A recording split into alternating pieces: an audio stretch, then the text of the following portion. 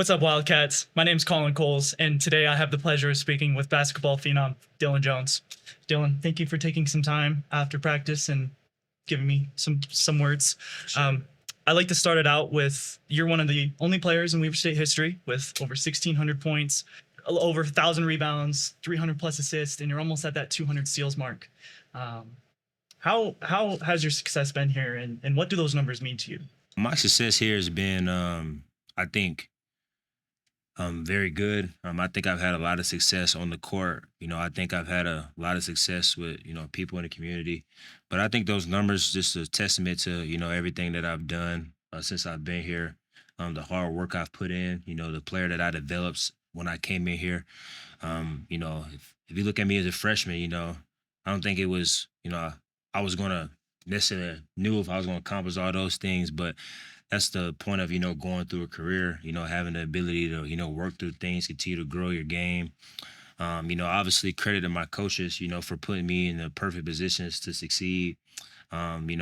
Without them, I couldn't achieve a lot of those things.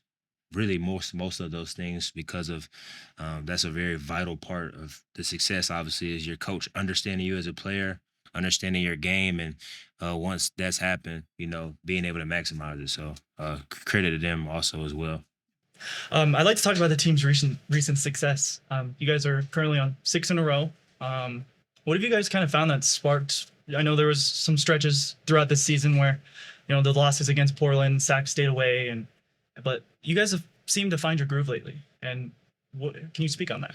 Yeah, I think it's all about just perspective. I think when the conference season started, we didn't really have the success early on like people predicted of us or what we thought for ourselves. I think the main thing in that was like our season could have really went south, but I think we had a lot of older guys there in our locker room, and we knew it's all about perspective, and we just knew we needed to turn our team around in a place to where we playing our best basketball right now and then going into March. And I think that was the positives we could have took out of it. And I think we've done that and we've had success because of that.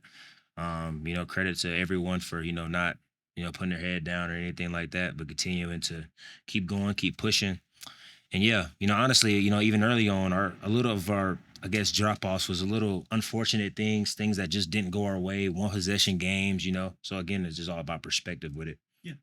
Um, I'd like to talk about just you statistically, or 20.5 and then almost 9.5 rebounds, and almost averaging a double-double. I think you have 15 so far this season. Can you walk us through your rebounding and your isolation skill, but how have you been able to be one of the most versatile players in this conference and be able to, just keep getting better like every game? Yeah, I think I've always, as I've grown up, I've always prided myself on not being a one-dimensional player.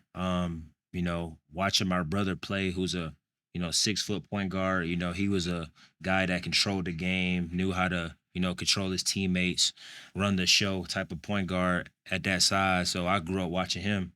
So me being at my size, at 6'6" and a little bigger, I'm just ultimately in a different position just in that role.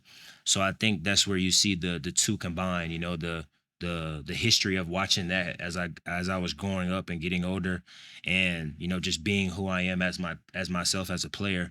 And I think I've done a good job of meshing those two things together. And I think it's just kind of come out to what everyone sees. I think I'm everyone says I'm one of the most versatile players and things, but it's really just a combination of those things. Obviously understanding the landscape and college, hopefully professional. Like you don't just want to be a player where they know if you take away one thing, then you're just negated as a player. You just want to have you want to be multifaceted. You want to have a lot of different things you can go to. So that's where that comes from. That knowledge. What have been one of the biggest challenges of just playing college basketball and being a college athlete? What are some things that you've noticed kind of going into it after high school, and then what have you kind of seen so far as your journeys came to an end? Yeah, I think the one of the biggest challenges is when you first come into college. I think that sets a tone on a lot for your career and who you are as a player. I think if you buy into what's being asked and required of you, you'll be a successful player. Like when I first came in, I think I only started 2 games my freshman year. And I never complained once. I just bought into what my coaches wanted me to do, bought into what my teammates needed me to do, and I just had that mindset with it.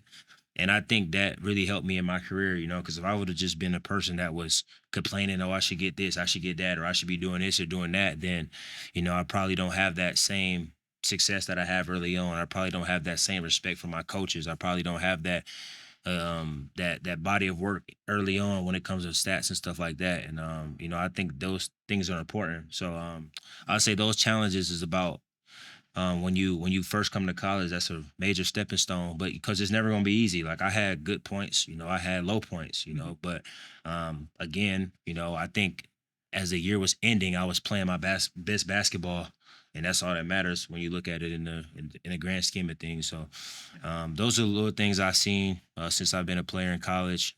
And yeah, that's what I'll say. I traveled up to California when you guys played St. Mary's earlier this season. I know we kind of talked then, but how was it to be able to go in there second game of the season and kind of knock them out and then transition into conference play and be able to have that on your back?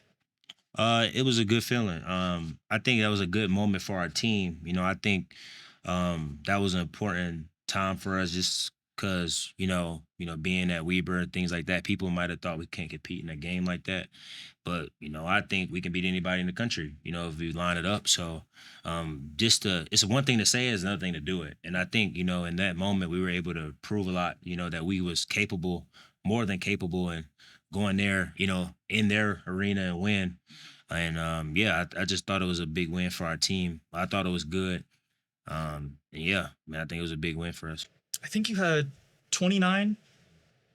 Yeah, 29 and then 30 against Eastern Washington. So comparing like those two games, those are two very big wins and two very crucial times. Can you kind of like compare those two and like how your performance from Eastern Washington and just how you've been able to dominate and just be able to prove it in the second game and then be able to prove it with 3 games left in the season? Yeah, I think me personally, I mean, St. Mary's is a really good team. Like we beat them when they were 23. I think they're last time I checked, they were up to 18. I mean, I don't know where they're at like right now, but I mean, I guess me as a player, I've always just, big time players make big time plays and big time games. So those moments is what you live for. I don't think I went into the games trying to be like, oh, I'm gonna do this or that. I just think I kept the main thing, which was try to focus on getting our team a win. And I know if you do that, control that, whatever you want personally will come out of that. And yeah, I just did whatever my team needed me to do. I think that was, all those stats or whatever I did, that was just what I was required to do in those games just to help us get the victory. And like, most importantly, we won both of those games. So that's all that matters. So, What do you say were some of the key factors that contributed to your growth and development as you've been playing here at Weber State? yeah, I think um, getting older and also like maturing. I think also like as I was growing up here, my coaches held me accountable. I'm still not a finished product, but I definitely wasn't one 3 years ago or 2 years ago or a year ago. And I think along the way, they've helped me, grow into I guess not so much even the player, but even the person, and just how to hold myself accountable for certain things and how to continue to, push through things and when things aren't perfect and don't go well, how to react to them. And I think for me, that was important and that was big for my career, just because where hopefully I'm trying to go, you're gonna be faced with a lot of ups and downs and stuff. So you got to be able to know how to react to those things. So With that question, I'll kind of transition into like your personal life. Grew up Columbia, South Carolina, and you played a little bit of ball in Kansas for a little bit. How was the change for you to be in South Carolina with all your friends and family and then have to move to a place, like Kansas or even like Utah? it was tough. If anyone knows me and where I come from, I I was Keenan, since out the womb, kind of. I think my brother went to Keenan. He won 2 state championships there.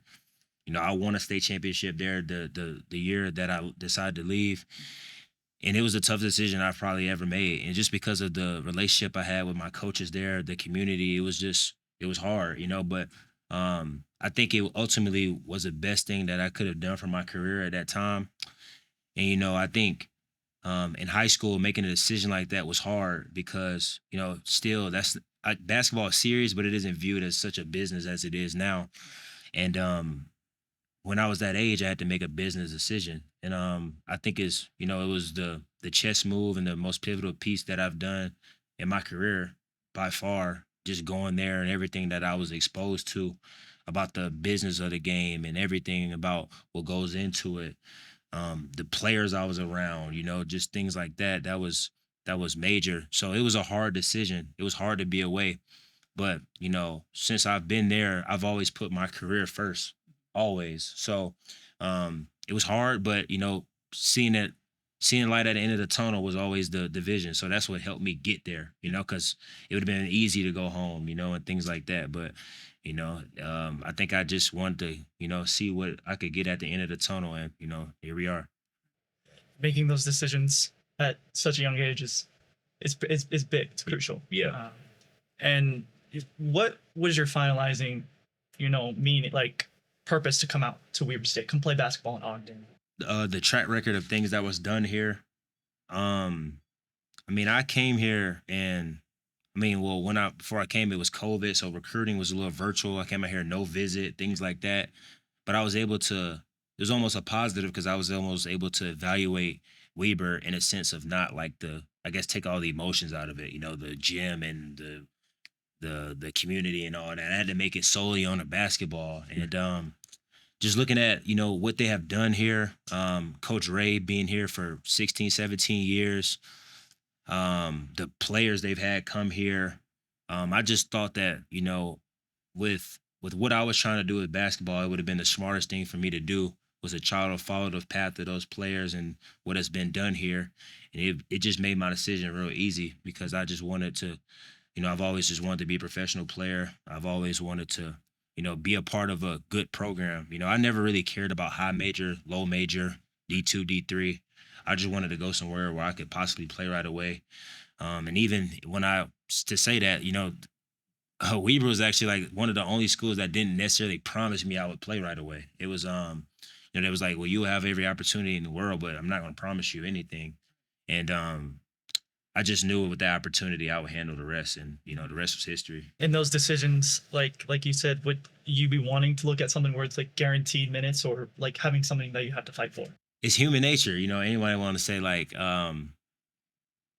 if someone say I'm gonna give you a Benz or a Honda, you're gonna want the Benz. I don't know how else to put it, but I think yes to answer your question, but that's why having smart people in your corner is important. I don't have like this big entourage around me. I have my brother, AU coach, people like that. So they could almost eliminate all that and look at it from a bird's eye view, and give you that real perspective. And, they were able to eliminate all those things for me, because I had prettier, cuter, options, I guess you could say, when you look at it from a grand scheme of things. But when you look at the foundation of it all, this was the right decision for me. So that's why I made the decision. And being out here, like, what were some things that like you kind of did personally that made you like overcome the struggle of, leaving kind of everything behind and relying on coaches and players to have your back? Yeah, I think I just sought out to I was so head first into my craft and what I was trying to do here. Honestly focus on trying to win a championship. That's all I've just tried to do since I've been here. And that just helped me, clear out everything else out. And, I think I've shown since I've been here and anything else I've done in my life is that if I'm with you, I'm with you. So that was what I say helped me the most, was just dive into what I was actually trying to do here. And that made everything easier for me. I did things like, I tried fishing. I hike a couple times and stuff. It's not like really me, but like I tried it, just to get that experience and stuff. Never skied or anything though. Never did that. But yeah, I did. Jake's. Jake's that used to be right there on the corner. I was there every Friday. I've done things out here to like help me kind of like just ease into the community, relax here, and make it kind of like a home. So. In what ways do you think, like, your life experiences growing up in Columbia, South Carolina, and just being in those areas, and then how do you think they kind of influenced your approach towards basketball? Yeah, I mean, I think those, I think my community and where I'm from ultimately made me to who I am. I think, you know, without I think the best experience, I mean, the best teacher in life is experience, and I've experienced, crazy things, whether it's what I've been through personally, what I've seen with my own eyes, what I've seen other people go through. But with that, it doesn't mean nothing if you see it, but if you learn it from it and seeing, you know, okay, someone did this, you should probably do this if this you're in this position and things like that. So I think it made me who I am, and helped me grow into the person I am. And on the basketball court, it gives me that sense of urgency to not forget where I came from and stuff like that. Because where I'm from, or just I guess I can't, like, I'm not a kid that's from you know the silver spoon. I guess I'm not a kid that like can go home and I got my room back home and I got my bed waiting on me. Like, that's not my current situation. So I think when I'm on the court, I think that sense of urgency is there and that type of respect. And I play hard and things like that, but it's not just because I'm just doing it. It's for a purpose. I think that's where it stems from, is those things like that. So it made me who I am, and I wouldn't want it any other way. So Looking back on your journey so far, what advice would you give to young athletes who are kind of making the same decision of leaving everything behind, going out, yeah, trying something new, doing it for themselves? What did you say for those kids? I would just say, I mean, I could talk forever on this, but I would just say, the first thing is make smart, educated decisions. Like, I think what's got me here is making those good decisions. I think I'm a good player, but it's other great players out here that have just made bad decisions. So, I think decision making is important. I'll also say, like, wherever you are, like, be where your feet are. Like, don't think about all this. Oh, I got to do this to get there, or thinking you already this and that. Just wherever your feet are, be there and be, all into that process and wherever you're at. And you're never good enough. I think that's one thing, I think that's helped me. I never thought I was, when I was a freshman, I didn't think I could play in the NBA the next day. So in that case, I'm not good enough, so just having that mindset, that humility to know that, and to keep getting better every day.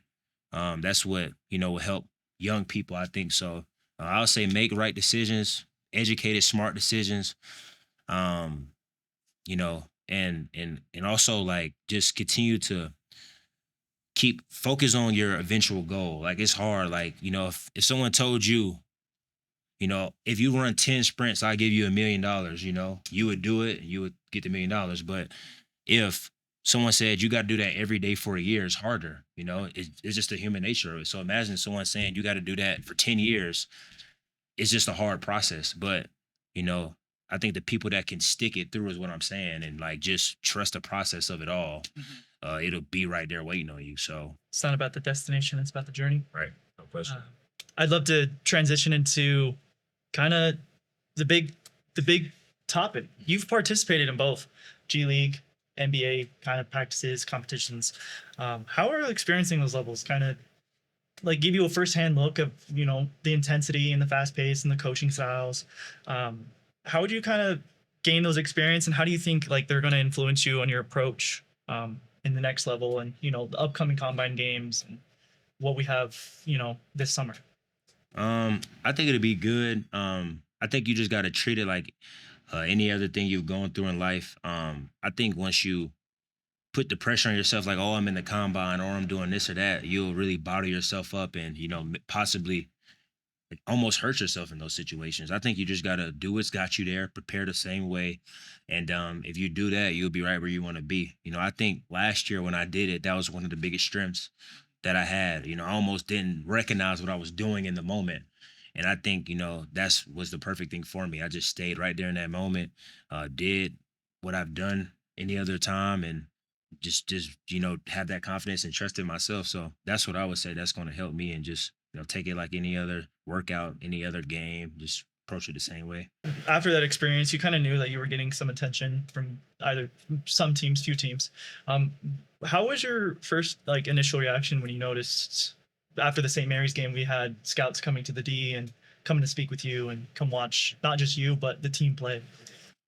Um, like I mean, it was a good feeling. I think especially when you make a bold decision like me to come back to school and put my future technically at risk, of everything versus what I had on the table back. It was a almost a relief moment almost to just know that okay, like made the right decision, the work's paid off and things like that. But also like I mean, like I don't want to say I expected it, but I do believe that I'm, a good player. I do believe that, I belong in those moments, in those times, and I think it was meant to happen. I think, I trust in God, I trust of the plans he has for me and things like that. Um, so yeah, I think it was a relief, but it was also something that I can say I expected. And I think I say that because I put the work in. I put the work in with my coaches. I trusted them. I didn't go in the game thinking like, oh, I got to do this because scouts out here. I just was out there trying to win the game ultimately, and that's what we did. And anything that came with that came. But I can say that now because that was my mindset going in it. So Yeah. yeah. What areas are you looking to kind of further develop to your game? Looking at the next level, if it's, I mean, getting assists or finding better ways to poke balls out, or like, Yeah. what are some things that you're kind of looking at and seeing that you could kind of work on? Yeah, I'll just say continue to become a just a even better shooter, more consistent shooter. I think like, from what I've been hearing and people doing their homework, um, I've almost became a shooter since I've came here. I wasn't that wasn't a part of my game when I came into college. Like in high school, I might have taken like 43s or something like that. Like I've taken, I don't know how many I've taken, but I've taken way more than that since I've been in college. So just got to keep trusting the process with that and growing as a consistent shooter. Because if I'm blessed with the opportunity, that would be something I have to do.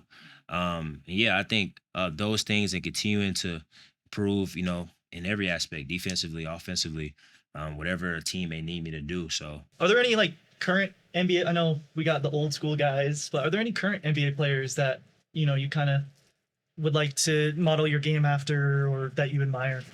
well, I admire um creativity in the game. So I watch a lot of like Kyrie Irving, um, Jason Tatum, even like, my friend Shaden Sharp. Like, I watch players like that just because they're like creative, three-level scorers, can do whatever you need them to do. I'll probably say though, like for a role or something in the NBA, I compare myself to just, those versatile players that do a lot for their teams. I know you got players like you got Draymond, you got for David Roddy, just those versatile players that can do a lot on the court.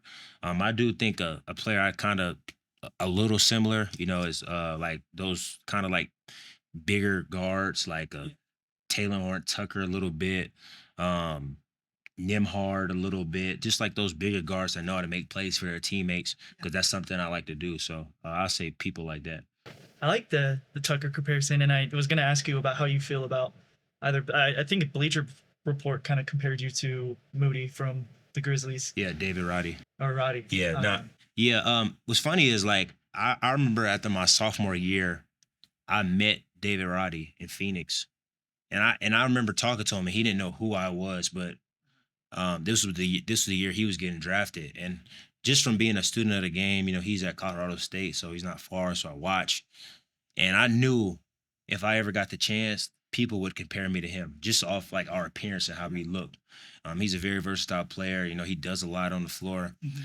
I knew back then if I ever had a chance, people would compare me to him. And look at where we are. So, I talked to him and got things from him, pointers and things like that, and how he went about his decision, and he ended up in a good situation in Memphis. I think he's in Phoenix now. I know he got traded, but yeah, I think, he's a good player and a player that, I kind of show similarities to a little bit. The NBA is kind of known for intense competition, just fast pace. Yeah. How do you feel like you can kind of keep up with that, and where you think you're at now, and where you kind of have to get to? What'll be good for me is when I get in that atmosphere. I think, am I ready to kill it right now? Probably not, but I do think, I am a hard worker and I will do what's required of me. So I think whenever I have to grow in those areas, I will. And yeah, I think when I'm in that atmosphere and things, I would it would ultimately make me raise my floor, and I think I'll be up for that challenge. It's not something that I'm afraid of, and I'll be ready for it. So Um, Playing in the Big Sky Conference, it's kind of presented its own challenges and opportunities throughout the years. Can you kind of share some insights on like how it's been competing in this conference with, a new team being the leader every year, or every other year? at least since I've been here, there's not been a lot of coaching movement in the league. I know Sprinkle left. I just say that to say like there is familiarity with everyone. Like I've seen Travis, Montana coach for 4 years. I've seen Idaho State coach 4 years. I've seen um whoever else you think of. I've seen those guys my whole career. David Patrick is a new guy that came in at Sacramento State, but I've seen a lot of these guys for multiple years. So I think that's why you get that up and down in the league because players leave and everything, but um, they just get familiar with each other's programs and what they do and things like that. That's why you see the standings get more jumbled up as the years go by. Because again, the best teachers experience. So as you see it more and more, you're gonna get better at it, better at it. It works versus it doesn't. So I think that's where you get that from. Sweet. And then I'll kind of end it with just a few little closing questions. Throughout your collegiate career, you faced opponents and you played in different venues all over the place, all over the country. Are there any specific rivalries or matchups that kind of you look forward to and important venues? Rivalries probably like Montana State, obviously losing to them twice in the conference tournament since I've been here. Montana because I lost to them in the tournament also well my freshman year. I would say those two. Idaho State has grown into that just because of some of the things that they've done when they had their high moments. And I they just whatever. I'm not gonna speak on that too much, but just for whatever they decided to do in those moments, you can't be mad at them. But Right. they've grown into that. I would say venue wise, I actually really liked Oral Roberts Gym. I thought they had a really nice gym. It was really like modernized. Cal Baptist had a really good gym as well. Um, those two, when I think about it, were really good gyms. I mean, there's gyms with a lot of seats and things like that, but that ain't that impressive to me, honestly. I think it's more about the atmosphere that's there and things like that.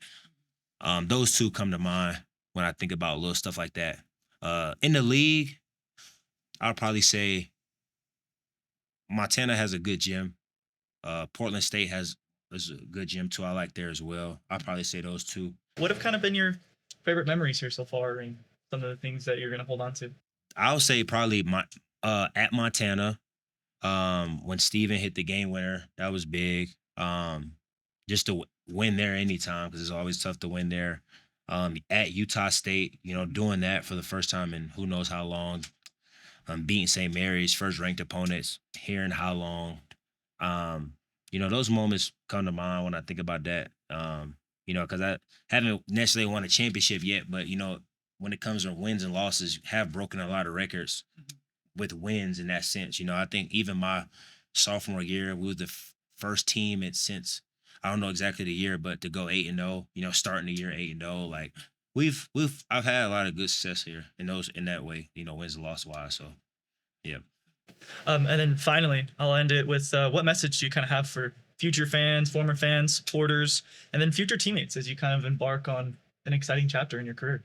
Yeah, I'll just say here in the community and things like that. Weber is a good place for people. Good place to come and be business like and get things done. If you're a player and want to actually accomplish something, it's a great atmosphere for that.